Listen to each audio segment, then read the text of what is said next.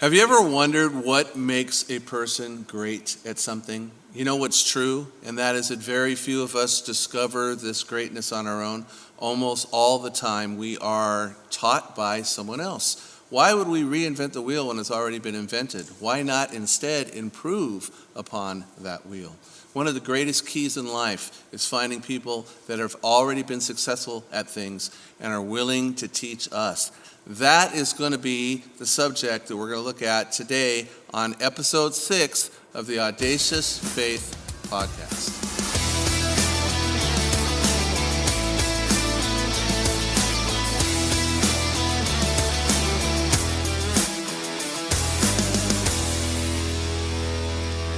Ask yourself this question: what have you learned and learned to do well that wasn't taught to you by someone else? Even the most basic things that we rarely even think about, they just come by habit, are things that we've learned from others. For instance, our actions, how we speak, how we talk. You didn't know how to talk when you were first born. You learned by watching your parents, listening to your parents. Everything that we have learned has been by imitation. And how much greater is it when there's somebody who takes the time, takes the interest to actually build into our lives, give us the skills that they've already learned, and make sure as their own personal mission that they help us to be the best that we can be. That's going to be the subject of what we're going to talk about today. And my guest is someone who I appreciate very much as an individual who is very good at doing that.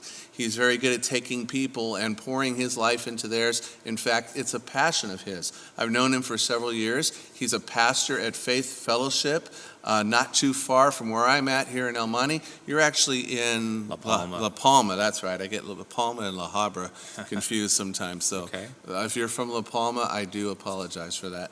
And he's also worked with students for years. He's got just a whole bunch of background and is a great personal friend. So that's Pastor Abel Galvan, and I appreciate you coming and joining us on the podcast today. Thanks, Jay. I'm glad to be here with you.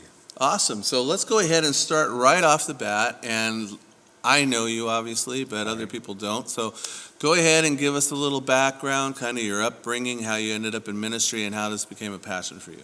Okay, well, I grew up not far from here in La Puente, California. And I actually attended church in El Monte when I was a teenager. But when I was growing up, I didn't grow up in the church. Let me kind of rewind that. I did grow up in the church, in the Catholic Church, but that really never had an impact in my life until I was a teenager going to actual church. When I was 13 years old, I gave my life to Jesus Christ. Another 13-year-old was sharing his faith with me, and I became saved through that. And so I became the first Christian in my family, and hopefully I was able to be a good example and share the message of Christ with them. So you just brought up something that I actually forgot. I remember you telling me this before, I think in the past, a year ago, I think, when we talked. But It was another 13-year-old. Yeah. Okay, it was who shared with you. That's probably a story that people wouldn't expect. Right. His name is Benjamin Acero, and we grew up together. We went to elementary school, middle school, eventually high school, and he was after me, hey, you should come to church. And I was like, no, I don't really want to go to church. Right. I already been to church. I wasn't interested in God at that time. But he kept after me, and he invited me to this event they were having at the church, and I really enjoyed it. I really enjoyed the people. And so I started going, just mainly out of curiosity. Another reason, there were nice people. And honestly, there were cute girls at that church at that time. That's a big prerequisite. Yeah, right there, so something's got to draw you. Exactly. So in this area of discipleship, mentorship, I mean, people call it both things. Right. So when I asked you basically, hey, what is the subject that you're passionate about?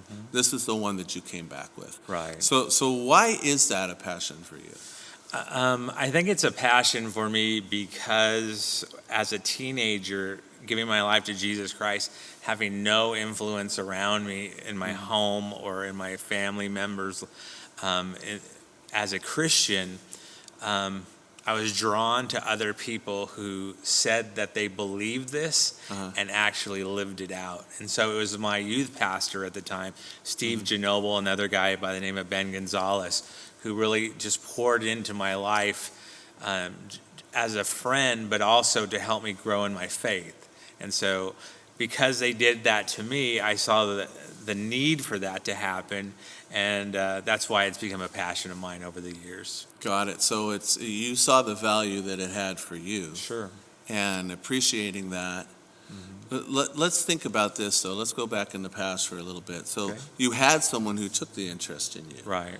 And people say today that really that's what most people need. I mean, maybe you're out there right now and that's what you're looking for, just someone who will take a personal interest in you. If you find that person, we really want to encourage you to go ahead and allow them in a little bit, allow them to pour into your life. It'll be a blessing to them as well. Looking back on it, though, let's say that it didn't go that way, okay? I mean, you are the person you are today. A lot of the credit goes to that early start, that early interest. Let's say nobody did that. How do you see your life being different? I probably wouldn't have got involved in church as much. It was my friend Benji's mother who would come and pick me up to take me to church.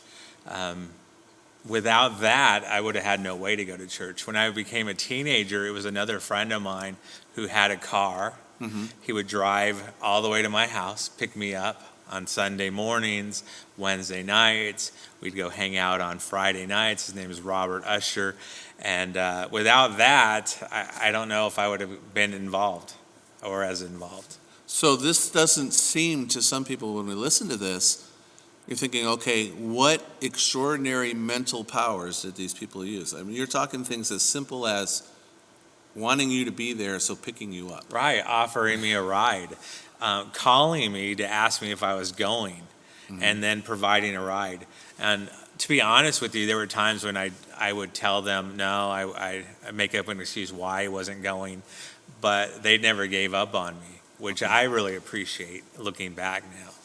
So if they let you get away with that, and you didn't go once and you didn't go twice, if they didn't take that personal concern, how easy would you have just slipped away? Well, I know I slipped away for about a year of just not going. I think it was when I was 13, I gave my life to the Lord. And then when I was 14, I kind of just was like, I'm not going to go. And then when I was 15, I started going back again. And then I rededicated my life at a summer camp. And from that point, God continued to work in my life. Doesn't mean I'm perfect, but He's continued to help me grow. So it's a personal, more than the actual maybe teachings itself, if I'm understanding you correct, it was more of the relationship, it was more of the personal concern, the love, the caring. That's what actually drew you. Right? Yeah, I tell my youth pastor, I'm still friends with him all these years later. I tell him, I don't remember a single thing you taught me. Let's be honest. I don't remember a single thing you taught me. But I remember how you loved me, how you cared about me, how you lived out your faith in front of us teenagers. And to be honest, they were only 7 years older than I was. So I'm 15, 16, 17 years old, and they're 20, 21, 22 years old, and they're living this out in front of me, showing me what it means to be a follower of Christ. That's pretty awesome. So I'm going to give a cheesy saying that's an old saying, but it comes to my mind now and what you're thinking. Would you agree then that people don't necessarily care what you know until they see how much you care? Yeah, I still think that's a true statement to this day. I always say that. You know, people don't really care about what you know about the Scripture or your church or who you think you are. They really want to know if you care about them. And do you love them like Jesus would love them? So tying into that, and this is kind of how I met you, honestly. I met you at a summer camp. Right. You were there. I wasn't even there for the whole week. I think I was there for one day, and everyone was talking about this guy, Pastor Abel. I don't think you were there the whole week either, but you had brought them out. I was there. I was there because I took my kids to camp. And everyone's raving about this guy, Pastor Abel. I'm thinking, who is this guy? And we meet, and I mean, not that you're not impressive, but I'm thinking to myself, okay, he's impressive, but not, I mean, the blow up that I'm getting, Right. The build up that I'm getting. But one thing that I could tell right off the bat was they just all loved you. I mean, they just had this relationship. It wasn't so much, I had no idea how you taught, how you did anything like that, but there seemed to be a great connection. So which I think is probably what makes you so strong in this area. Now, one of the things that you have done, even though you're a pastor of a church at this point, you've spent a lot of time with youth. You've taught at Anaheim, what is it, Anaheim Discovery Christian School, right? And that's a school that's grown quite a bit over the years. Right. You've worked with a lot of ages, especially teenagers, I've seen. And you've even had several students, like foreign exchange students, you would consider them, correct? That have lived even with your family in your home. Sure. And you've been very close to them. So what is it that you see when you're working with youth? Not everybody can do that, okay? But God's given you a great gift to do that. So what are the keys? What are some things that stand out in working with youth? I started working with teenagers when I was 18 years old. I started into the ministry as a youth pastor, and I was a youth pastor for 12 years of my life before I became a senior pastor. But one of the keys of working with teenagers is just being there and being available. Like I said, with my youth pastor, I knew that he loved me and he cared about me. He loved me even though I wasn't perfect. He modeled that for me. So with a teenager, they're going to spot you if you're fake. So you try to be honest, try to be real with who you are. You love them for who they are, and they're not perfect either. So you got to be able to accept them for who they are. And one of the things that I always remembered is you never expect a person to act like a Christian unless they are a Christian. Right? So I don't put that on people. Okay. I want them to be themselves. I'm going to be myself, and I'm going to tell you about Jesus. Ultimately, it's up to you whether or not you're going to accept him into your life. But hopefully, I've lived it out in front of you. Okay. I just didn't tell you about it, but I lived it out in front of you. I think that's key. And I think I was just telling somebody this the other day. It doesn't matter your age. You know, you could be in your 60s and still work with teenagers and have a good influence, and you don't have to be as cool as them. You don't have to know all their music. You just have to love them. Right. Kids are longing for that, and they need it. So authenticity is what you're talking about. Absolutely. I like what you brought up there, which is key. I think a lot of people make this mistake. You're saying they may not be a believer. They may not have faith. Right. And obviously then the standards that they're going to have in their life, the habits, the different things that they do, their views, are not necessarily going to be the same as you. You don't expect them to be the same. That's probably a very high expectation for someone who doesn't know, that hasn't had that exposure and had God do that in their life. So in other words, you're kind of saying you're going to meet them where they are. Sure. Not necessarily going to sink to that level. Right. But you're going to show them a difference by the quality of your life. Right. You know, you can't expect somebody to follow Jesus when they don't even know Jesus. Right. And so you love them for who they are. You don't have to agree with everything. You know, there's this idea in our society today, if you don't agree with me, you must hate me. But that's not true. I can disagree with you and still love you. You know, you can disagree with me and still love me. And so there's that meeting in the middle of me loving you regardless and you loving me back and just trying to share my faith with you. You can't expect somebody to be a Christ follower when they're not. Exactly. So that kind of, ties in. Maybe I want to address the audience just a little bit here, because of the fact that when we first started these podcasts a few times ago, it was mentioned in episode number 1 that you might be watching this podcast and you're not what we would consider to be a follower of Christ. Maybe this whole Bible thing, this whole thing about faith is something that possibly you're even skeptical, something you don't buy into at this point in your life. That is perfectly okay. You don't have to agree with us on everything.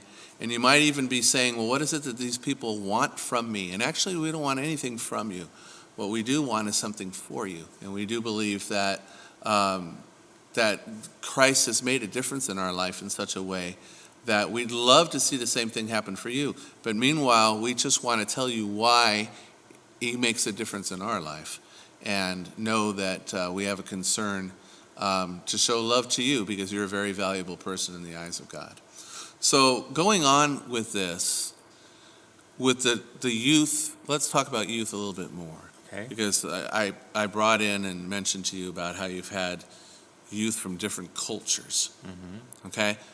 Have you noticed any significant, like, how much does culture play a factor? Obviously, kids are kids, and teens are teens to an extent, no matter where they're from.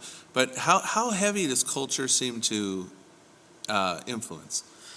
I think that culture influences us a lot. Mm-hmm. You know, I'm from Southern California, so I brought up with the Southern California culture, you know, where you're friends with everybody, you know, you might look differently, and you're friends with everybody. But if you go to another culture, that you may not have that same experience. Right. I've had students from France and from Vietnam and Korea and China, and basically all over the world. And one of the things that I notice is that all of us have the same need, as far as we need to be loved, mm-hmm. right? We want to be loved. We want to be appreciated. We want people to know us.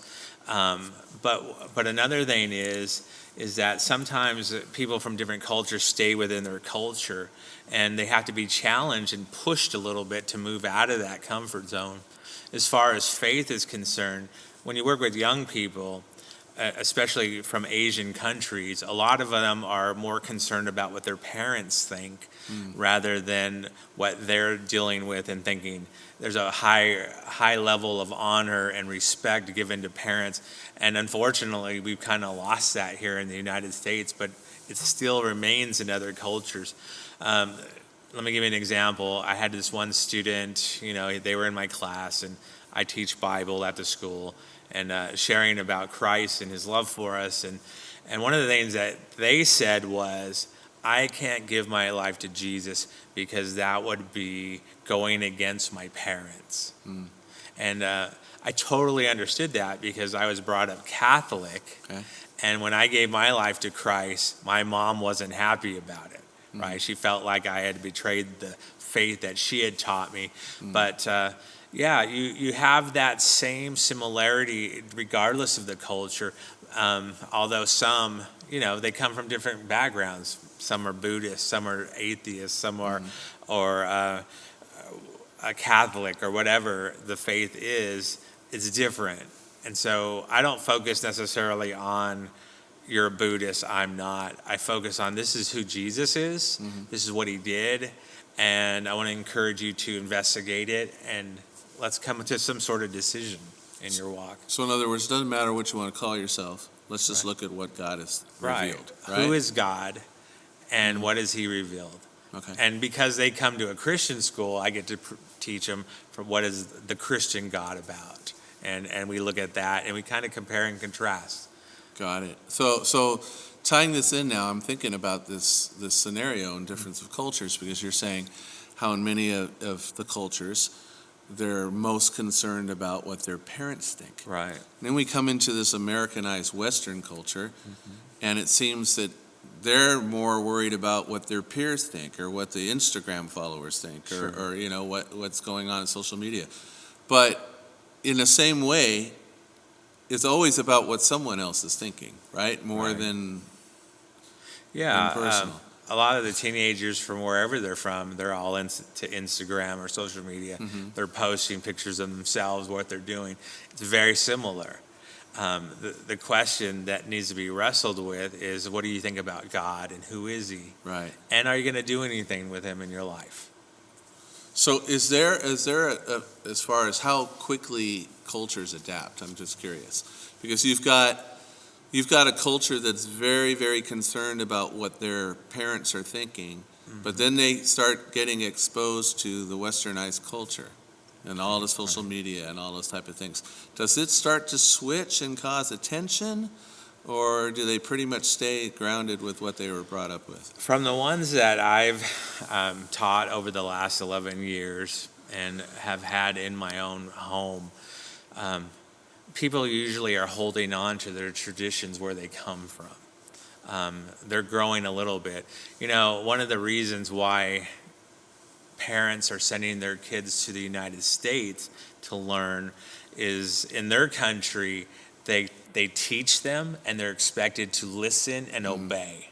Okay. Whereas in the United States, we teach them and we ask them to think and to say, okay, well, what do you think about this? So for some of our students, that's a new concept of having to wrestle with what do they think about it rather than me just telling them what to think. And so I think that benefits us as far as God is concerned because, we want people to think. Like you mentioned earlier, you don't have to be a follower of Jesus Christ. You can have a bunch of questions and that's perfectly fine. Sure. But what I always tell my students is what's not fine is for you to not explore and figure out the answer to your question. So it's the difference between what do you think versus this is what you are to think. Right. Right? Yeah, I've seen that in some countries. Interesting. Definitely a difference. Let's move on now to the adult range. Okay. So obviously, neither one of us, we're somewhat, I'm a little older than you, but we're somewhat in the same range. Right. And the generations now are different. I mean, things are changing. We go into the adult range and we see a crisis among many adults that's a little confusing. Basic life coping skills seem to be more and more of a challenge. We've got more people in therapy and counseling than we remember when we were younger. We've got more people on some types of medication, antidepressants, lots of things. And in some cases, there's medical reasons, obviously, why those are given. Sure. But it seems to be a startling increase. As you're working with adults, which you do well as also, are you noticing changes? And you have any insight as to what's going on? Is it just missing the God component, or what's going on? Well, you got to think about the generations who have come before us, right? Our grandparents. For me, I had older parents, so they came from a really strong work ethic generation, right? The greatest generation. And one of the things that we see is that generation really learned to depend on God. If you think about our churches today, those are the people who actually tithe and support the church because they've had it ingrained in them that they're going to do that. And then their children come along, and those are the baby boomers. Right. And so now you have the baby boomers who are exploding in growth, and what has become their God, basically. Well, for a lot of generations that grew up in the 60s and 70s, they were against authority and against work and all that other stuff. But then they turned it around and became the yuppies, the yuppie generation, and they started making a lot of money. And so money became their God and the thing that they held on to. And what happened was they developed a generation of latchkey kids. Yes. Remember? Right. Generation X. That was my generation, in which a lot of kids grew up without parents there at their house when they went home afterwards. And what happened? Work became more important than church. And then not only work, but now that you have a day off, let's go do something fun rather than go to church, as opposed to saying that's not really fun. I think church should be fun, and I think that our parents must model that, right? We take them to sports, we take them to gymnastics, we take them to all their events that they're going to, and we pour in all of this effort into that, and we fail to pour into them spiritually. And so now we have this generation that's not really growing in their faith. They're not learning because they're at sports all the time. When I was a kid, we didn't have sports on Sunday. Right. I didn't go to church on Sunday, but because I wasn't brought up in church. Right. But now that we have all these other options, especially here in Southern California, you can go anywhere and it's open. And so you can go and do whatever you want and ignore God. And so we've seen all that. And then another thing that we've seen is the brokenness of the family. Right? We've seen divorce just go crazy over the last 20 years, right? They are saying 60% of couples are now ending in divorce. And so with that much divorce, you have kids growing up in unstable relationships. And, sometimes parents don't know how to deal with that. And so they pit one parent against the other parent, the kids in the middle. So, over that time, we see a move away from God. And I think that's kind of where we're at right now.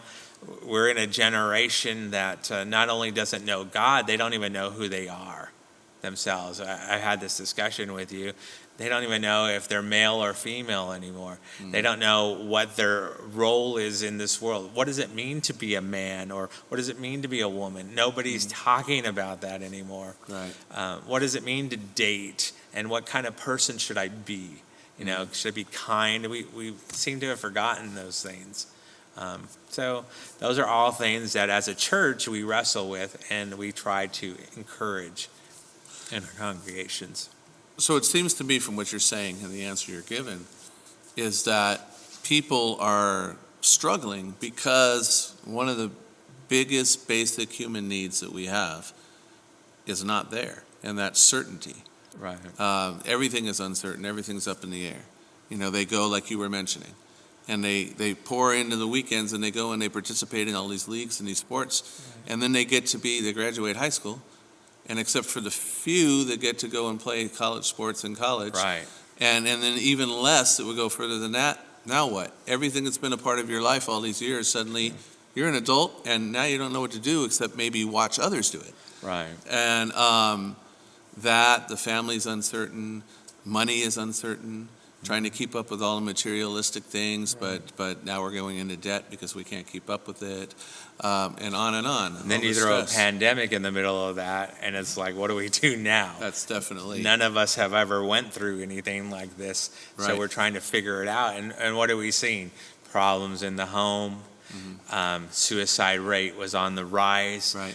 People don't know who they are.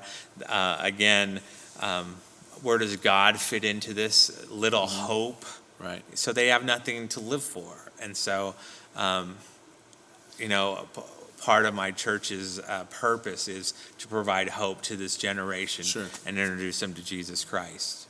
And so, I think people have lost their way, but that doesn't mean that we can't get back to it. Right. Absolutely. So, you've got people that you're mentioning the pandemic. So maybe you're listening to this, and pre-pandemic, one of the things you did to fill your life was you stayed as busy as you possibly could. And then suddenly you were told to stay home. You were told, don't go here, don't go there, you can't go in here. You can't even show your face. You can't even see other people's faces because there's masks on. Everything is going, it becomes a crazy world. So this uncertainty that's possibly taking place in your life, where things are beyond your control, we just want you to know that there is an answer. There is something that can be counted on, and that's God himself. So I heard this recently, and I don't know if you've ever given this thought, that if you're trying to mentor somebody and try to teach somebody, and you're trying to figure out what lessons you need to pour into their life, what would be the most valuable, sometimes the greatest way to figure that out is just to think back in your own life. Okay. Think when you were 18, 20 years old. And so let's do that for a second. Let's say that right now, right behind me, we jumped into a time machine and you went back. I won't say how many years, okay? But you went back and you found yourself at 20 years old. Okay. Abel Galvan, 20 years old. And you step into him. What does that guy need to know that you know now that you think would be some of the most valuable lessons you've learned that you would want to pour into him? I think one of them would be, don't be afraid to follow God in his leading, in his direction. As an 18-year-old, I started working in the church, but as I became 21 years old, I gave my life to serve in ministry for the rest of my life. So I would tell myself, this is going to happen. Don't be afraid to do that. Another thing I would tell myself is, don't feel like you don't have anything to offer, because you do. All of us have something to offer. We're all gifted in different areas. And so however God has gifted you, you can use that to be a blessing to somebody else, to help somebody else. Another thing is to not put myself down. When I was younger, I was very shy as an individual, and I didn't see very much worth in myself until I grew a little bit older. And so I would probably tell myself, hey, don't focus on what you're not, focus on what you are, and develop those areas. You can't be everything to everybody, but you can be the best at what you're good at. So I would say something like that. And then I tell myself, don't be afraid of girls. Because honestly, until I was about 25 years old, I didn't know how to relate to the opposite sex. And I see that as worse today, because honestly, all you have to do is text somebody today. When we were younger, we had to actually walk across a room and ask somebody out, and that was more difficult. Right. So, I would tell myself to not focus on my phone as much, focus on relationships. Focus on developing relationships, learning how to relate to other people. And it's not just about you, but how do we relate to one another? So. You bring up the phone, which is a great point, because, remember back in the time when the only way, if we wondered, as far as what somebody was doing or whatever, we had to actually wait to see them to find out. Sure. Right? And now everything is just like an instant, a text or a like or a dislike, and so much is flooding right into our hands, and often we're also hiding behind the electronic device. We don't have to make that approach. So for instance, you've been married now how many years? You have a great, 23. Yeah, 23 years. You have a great wife, a great relationship. Obviously when you first got together, you didn't text her. Right, there was no phones. Right, so it's a difference, right. And you guys, learn to communicate, which has been, I'm sure, a key component of staying together all this time. And what I see with a lot of these young people, they don't know how to communicate. They don't even like to talk on the phone. They would prefer to text each other or message each other using Snapchat, Instagram, or whatever else. Even being in the same room. Yeah, absolutely. Yeah. Sitting at the same table, you could text somebody right next to you, this is what I want for dinner or whatever. It's like, put that dumb phone away. Let's actually talk. So, do you ever get texts? I get texts like this all the time. I'll get it from someone out of the house, usually my son or something like that, regarding someone who's in the house with me. Okay. And it'll be, hey, check with, I won't say the name, check with so-and-so because they want to do, and I'm responding, well, they haven't said anything to me. Well, they're afraid to ask you. Right. So they text them, and then they get texted, and it's just circumventing. It's like, can we just talk, please? It's kind of like in junior high when you would tell your friends, could you go ask her if she likes me? Right. We can't talk. And so that happens. I texted my son yesterday, the bathroom's free now. Because he was in a different part of the house. I didn't want to go over there. So you admit we get a little lazy at times as well, also, right? We all get lazy. Definitely. So when it comes to training, mentoring, discipleship, I know you're trying to do it in your church. You're trying to do it in ministries. You try to do it with young people. There is a component, though, where there's a pressure on us, isn't there? Because in order to keep teaching, we need to keep growing ourselves, right? We need to keep learning. We can't take someone further than we've been ourselves. So even though we're to mentor, we're also to find a way to be mentored. So how do you do that? What are some of the things that you do to keep growing? I try to listen to people who are more experienced than me in different areas, whether that's leadership or discipleship or pastoring. I try to learn from other people. There's this saying out there that says, the moment you stop learning is the moment you stop leading. Okay. And so you always have to be growing. No matter what age you are, you have to be growing in your field of expertise. Somebody's always after you or behind you, and so you got to be able to keep moving and growing. One of the things that we need to remember is you don't have to be way out in front of people to lead them. Mm-hmm. You just need to be a couple feet in front of them. And so if you're studying, if you're learning, if you're growing, you can absolutely mentor somebody who's not at the place you're at, right? And so sometimes we think we have to be super strong, Jesus Junior Christian, and that's not the truth. You just need to be a little bit ahead of somebody else, develop a relationship, and hold each other accountable. But to be honest, that only works if you want it, right? I can lie to you and tell you everything's great, but if I want accountability, I got to be honest with somebody. Right. So I try to learn from other people, try to stay in the Word. Before I preach, I want to make sure that I'm dealing with it. And, that's always hard because you got to put the mirror to your face and say, how are you doing in this area? Right. Before you teach this on Sunday. Now, would you say, the word disciple obviously is an imitator of one's teacher. Okay, so the original disciples were those who imitated Christ as the ultimate teacher, right? And when we're talking about discipling or mentoring now, there should be this imitation, like Paul in Scripture says, as I follow Christ, be an imitator of me, as I'm being an imitator of him, right? Mm-hmm. So this is where I think humility comes in the mentoring process, the discipling process, because would you agree, some people say, well, I imparted something into you, and that was mine. That's not original to you. That was mine. You stole that from me. Isn't the greatest satisfaction of a mentor, a discipler, when they see their stuff literally ripped off, I guess, in a sense, or modeled and repeated, what they've learned? They say that's the highest form of flattery, when somebody takes what you got and use it. Right. I was reading an article the other day about, you shouldn't borrow somebody's message or information and preach it as your own.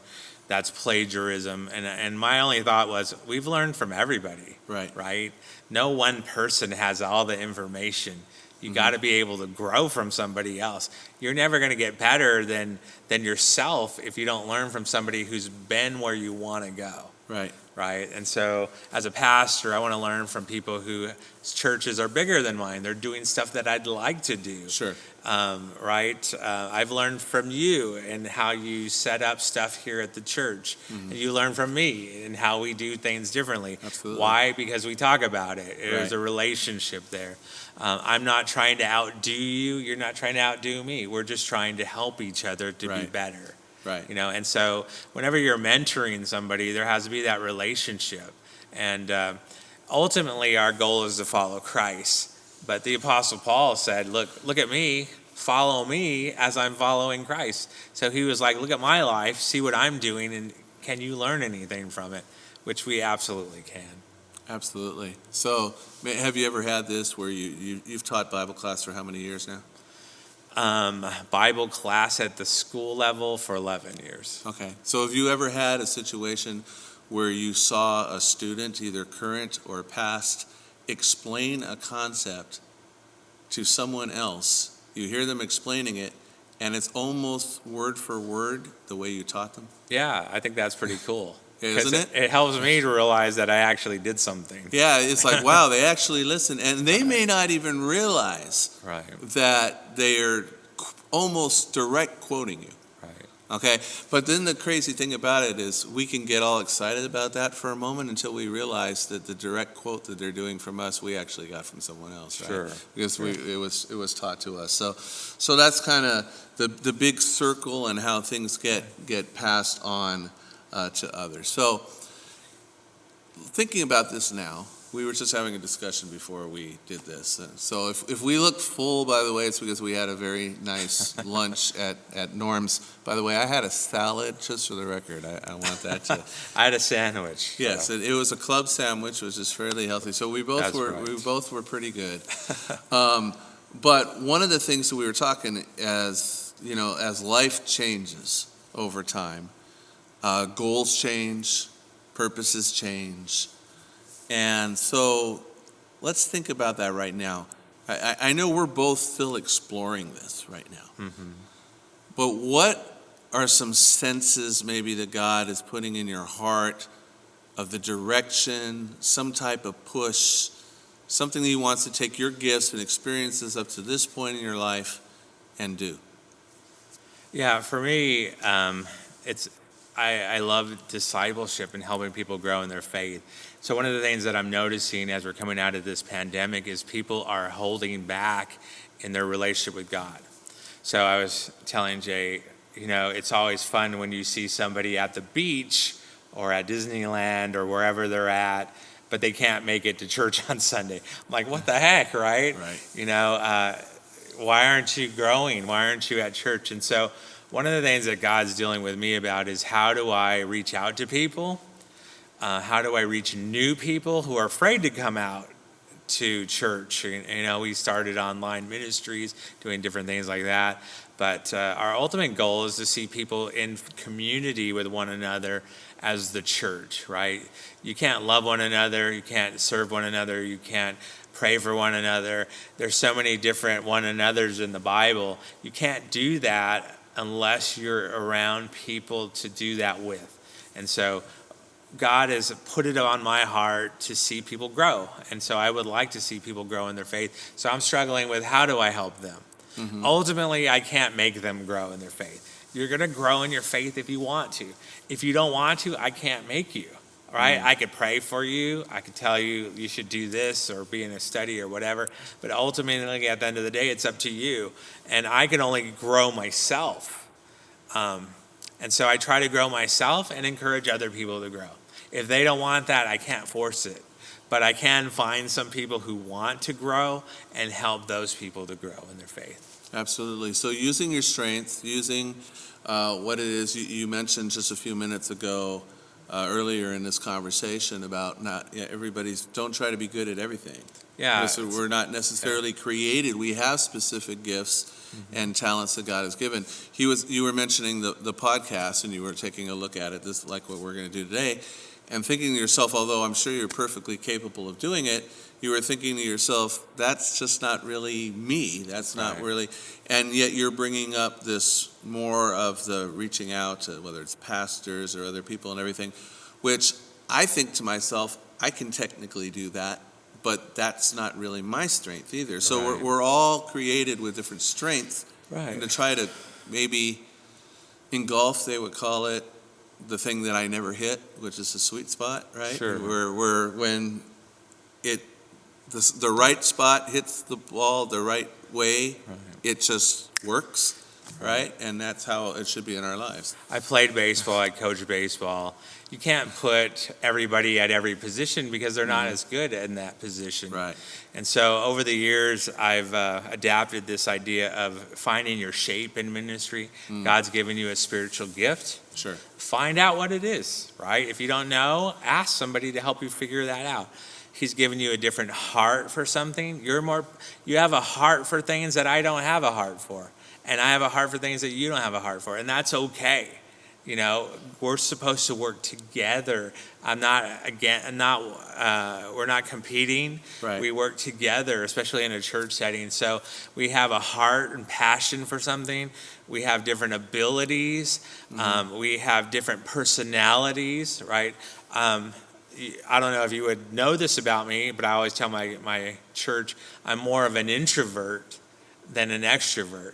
And I said, one of the things that I have to do as a pastor is learn how to become an extrovert. Sure. And honestly, when God calls you to do something, he equips you to do that. Right. And so he can use your personality, no matter if you're an introvert or an extrovert, he can use it in different ways to help people to serve and grow. And then your experiences, right? We come from different backgrounds. There are people who are more equipped to help other people than I am. Who better to help somebody with an alcohol or drug problem than somebody who's had that experience, and that God has called them out of that, how that person can help somebody like that. So I wouldn't be able to relate to that, but that person would do a much better job.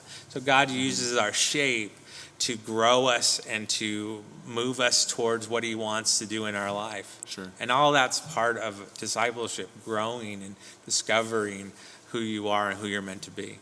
Now, I hope you just picked up on what he just said, because he just gave you something very golden right there, and that's that your mess in life can become a miracle to someone else.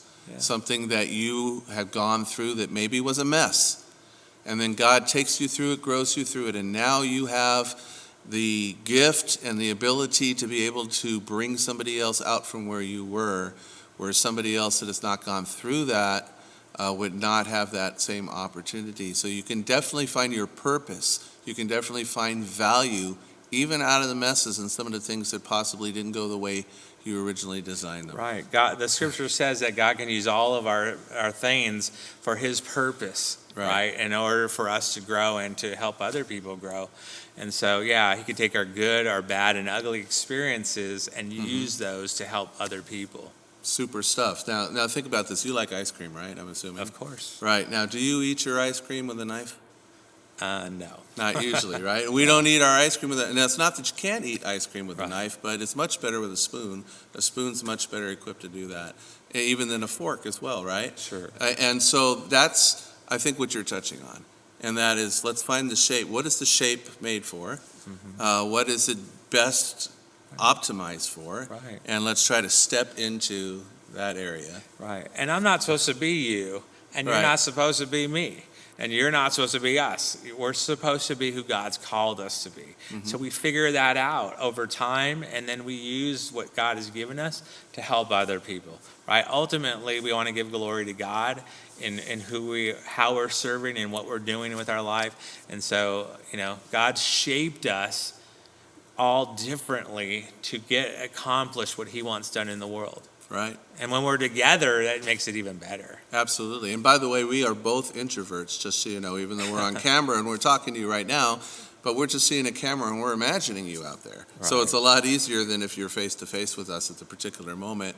But let's face it, an introvert is often best reached and encouraged by another introvert, because an extrovert's just too over the top for them, right? So, if I go to a party, you're going to find me on a couch somewhere sitting with one or two people. That's exactly it. I don't need to go work the room at a party. That's for me, that's called a nightmare, going and working the room, right? So I totally get that. All right, well, let's get to one final question here. Okay. And this one's a little bit unusual, all right? But I'm going to throw this one at you. Not that anything crazy is going to happen, but let's just imagine.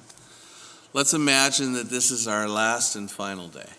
Okay, this is our last and final opportunity. You have an opportunity to speak to someone and pour into their life what you think would be the most important couple of things for them to know. I mean, we already did this with your 20-year-old self, but now we're talking older, someone more like you. You're not going to have time to talk with them tomorrow. This is going to be it. Okay, when I think of this question, I kind of think of when I look in the Bible and Jesus is about to go up to heaven, and it's like, wow, what he's going to tell him right now must be really important, because this is the last thing he's going to say for a while, right? Right. So if you have that opportunity, not knowing exactly who you're talking to, just what is God laying upon your heart right now that you would want them to know? Don't be afraid to give your life to Christ. Don't be worried about he's going to make you some weirdo or something that's odd. God is going to continue to grow you into the person he wants. But don't be afraid to do that. And one of the things that I see is a lot of people are afraid to fully commit their life to Christ. They commit to everything else but to Christ. And so I want to encourage you to do that. Don't think you have to be perfect, because nobody's perfect. I love one of my favorite verses in the Bible is from Proverbs. It says something like this, that a righteous man will fall 7 times in a day, but he gets back up. And I love that, because even though I blow it regularly, I still get back up. I've told my church this, that one of the things I hope you always remember about me and what you say about me when I'm gone is that at least he tried. At least he tried to live for the Lord. At least he tried to be a good pastor, a good parent, a good spouse. And so you give it your best shot and you let God work in your life. You don't have to do this alone. And I love the verse where it says that those who believe in me will never be disappointed. And I can honestly tell you, as a Christian, since I was 13 years old, that God has never let me down. I've let him down many times, but he's never let me down. He's never disappointed me. And so I want to just tell you, don't be afraid to give your life to Christ. Don't be afraid to take steps to grow in your faith. You have to take those steps, though, because it ain't going to happen just by you doing nothing. You have to grow in your faith. You have to read the Bible. You have to learn how to pray. You have to learn how to serve and to grow and share your faith, right? That's what it means to be a follower of Christ. And so do your best you can. You trust God with the results, and you live out your best life for him. I would say that is some awesome advice. In fact, going along with what he said, not being afraid to give your life to Christ, I would tell you that if you should be afraid of anything, it would be to not give that life to Christ. Because you'll lose out, quite possibly, and might be losing out right now, on the very reasons that he made you and created you to begin with. And that's possibly why you're having some struggles in your life. God wants you to have the opportunity to step into that. As we conclude, first of all, I just want to thank you for spending the time today. I think it's been a great time. I'm sure it's going to be valuable to many people that are out there. And if you're watching this, we encourage you, if you haven't yet subscribed to the podcast, please do so. Share it with others. If you were blessed and found value in what we shared today, share it and send it to a few people that you think might also be encouraged and have their lives touched as well.